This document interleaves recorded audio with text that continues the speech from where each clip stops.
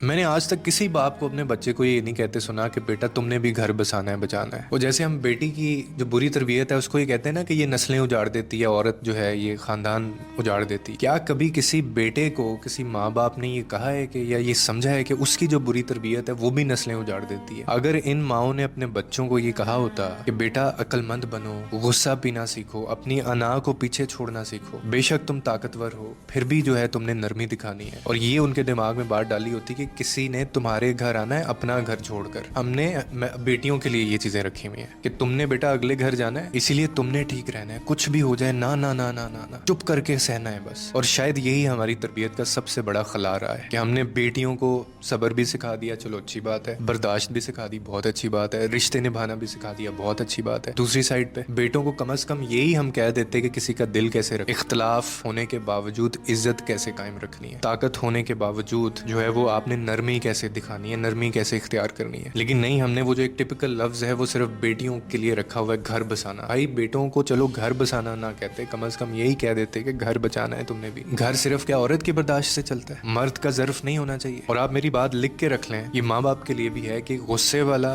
مرد، ضدی اور انا پرست جو مرد ہے، نارسسٹک جو ہے، وہ زندگی تباہ کر دے گا. آپ کی بچی جتنی مرضی صبر والی ہو، آپ کی بچی جتنی مرضی اچھی ہو، جتنی مرضی سیکریفائس کرتی ہو، ٹھیک ہے، لیکن وہ جو مرد ہے وہ بھی نسلیں اجاڑنے کی اپنے اندر کیپیسٹی رکھتا ہے.